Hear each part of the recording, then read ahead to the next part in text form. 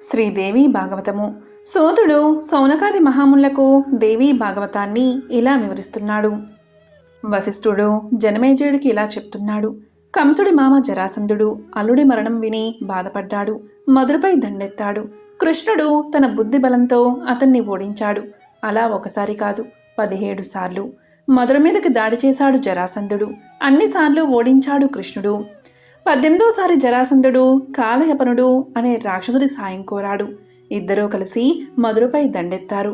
వాళ్ళిద్దరినీ ఏకకాలంలో జయించడం కష్టమని కనిపెట్టాడు కృష్ణుడు.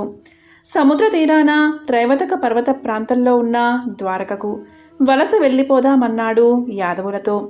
ఆయన మాటకు తిరిగేముంది, అంతా కలిసి మధురను వదిలి ద్వారకకు చేరుకున్నారు. కాలయవనుడు దండు విడిచేసరికి నిర్జనంగా ఉంది మధుర. అందర్నీ ద్వారకలో దింపి తాను ఒంటరిగా మధురకు వచ్చి కాలయవనుడికి కనిపించాడు కృష్ణుడు. కానీ ఆ కాలయవనుడు తన్ని చూడగానే మాత్రం కృష్ణుడు పరిగెత్తడం ఆరంభించాడు. కాలయవనుడు అతన్ని తరుముతూ పరిగెత్తాడు. చివరికి ముచికందుడు నిద్రపోతున్న గుహలోకి దూరాడు కృష్ణుడు. కాలయవనుడు కూడా అందులో లోపలికి వెళ్ళగానే కాలయవనుడికి యోగ నిద్రలో ఉన్న ముచికుందుడు కనిపించాడు. అదేదో కృష్ణుడి మారువేషం అనుకున్న కాలయవనుడు ముచికుందుణ్ణి ఒక్క తాపు తన్నాడు. ఆ తాపుతో ముచికుందుడి యోగనిద్ర చెదిరింది. కళ్ళు తెరిచాడు.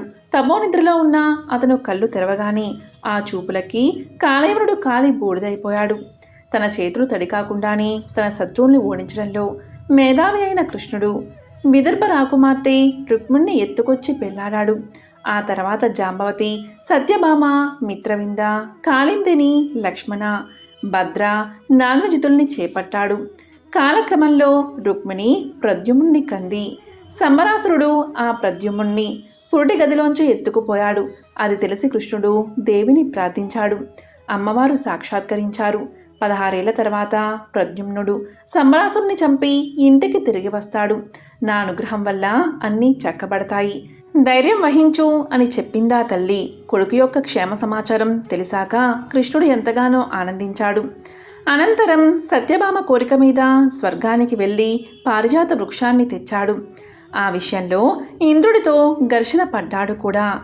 అష్టమహిషులకు ఆటవస్తువు అయిపోయాడు. అంతటి కృష్ణుడిని చెట్టుకు కట్టి నారదుడికి దానమిచ్చేసింది సత్యభామ. అనంతరం బంగారమిచ్చి విడిపించేసిందనుకో జాంబవతి తనకు కుమారుని ప్రసాదించమని కోరింది కృష్ణుణ్ణి. కృష్ణుడు ఉపమన్యుడి వద్దకు వెళ్ళి శివ మంత్రోపదేశం పొందాడు. 1 నెలంతా మంత్రజపం చేస్తూ తపస్సు చేస్తూనే ఉన్నాడు. 2వ నెలలో నీరు మాత్రమే స్వీకరిస్తూ 3వ భాగంలో గాలి మాత్రమే ఆహారంగానూ నిలబడి తపస్సు చేస్తున్నాడు. 6 నెలల తర్వాత శివుడు పార్వతీ సమేతంగా ప్రత్యక్షమయ్యాడు. కృష్ణుడి జాంబవతి యందు పుత్రుడు కలిగే వరాన్ని ఇచ్చాడు. అంతేకాదు అష్టమహిషులు కాక 16,050 మంది స్త్రీలు లభిస్తారని, ప్రతి పడుచుకు 10 మంది చొప్పున సంతానం కలుగుతుందని కూడా వరమిచ్చాడు. తర్వాత పార్వతి 100 ఏళ్ల తర్వాత గాంధారి శాపం వల్ల, బ్రాహ్మణ శాపం వల్ల యాదవకుల నాశనమైపోతుంది. నువ్వు మీ నాన్న స్వర్గం చేరతారు.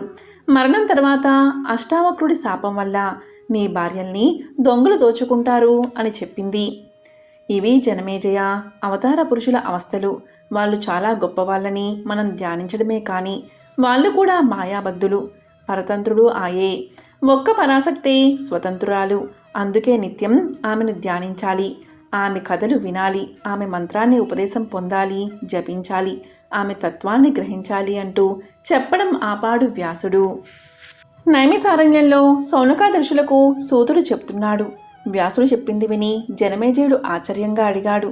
తానే దేవుడిగా కొలవబడుతున్న కృష్ణుడు సంతానం కోసం శివుడి గురించి తపస్సు చేయడమేమిటి? కృష్ణుడి కన్నా శివుడే గొప్పవాడా? అవును మరి. ఉత్తముడు బ్రహ్మ, అతనికన్నా ఉత్తముడు విష్ణువు, అతనికన్నా ఉత్తముడు శివుడు. సుగప్త సనాదుడు ఆయన. ఓంకారంలో అకారం బ్రహ్మ, ఉకారం విష్ణువు, మకారం మహేశ్వరుడు.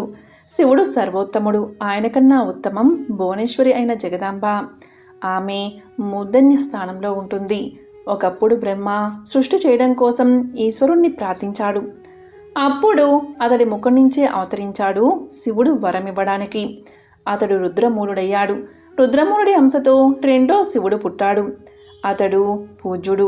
ఇక మూలరుద్రుడి గురించి చెప్పేదేముంది? దేవీతత్వ సాన్నిధ్యంలో ఉండడం వల్ల అతడి శివుడంత మహత్యం కలవాడు. అంతా ఆ దేవి వల్లే. ఆమెని మించింది మరేదీ లేదు. కొంతమంది విష్ణువే తన ఇచ్చారీత్యా అవతారాలు ఎత్తాడని, వైకుంఠం వదిలేసి కౌసల్య గర్భం, దేవకీ గర్భం ఎంచుకున్నాడు అంటారు. అదంతా వట్టిమాట. ఎందుకంటే వైకుంఠాన్ని వదులుకుని మలమూత్ర సంపర్కము బాధాకరము దుఃఖభాజకము అయిన గర్భవాసాన్ని ఎవడు కోరతాడట? దేవి ఆజ్ఞ వల్ల అన్ని అవస్థలు పడుతూ ఉంటాడు అనగా, మునీంద్ర, మీరు చెప్పిందంతా వింటుంటే దేవి చరిత్ర వినాలని మరింత ఉత్సాహంగా ఉంది. దయచేసి చెప్పరు అని అడిగాడు జనమేజయుడు. శుభమంటూ ఎత్తుకున్నాడు వ్యాసుడు. పేరు వినదగ్గింది అడిగావు. ఎవడు శ్రద్ధగా వినగోరుతాడో వాడికి వినిపించిన వాడే ధన్యుడవుతాడు. చెబుతాను విను.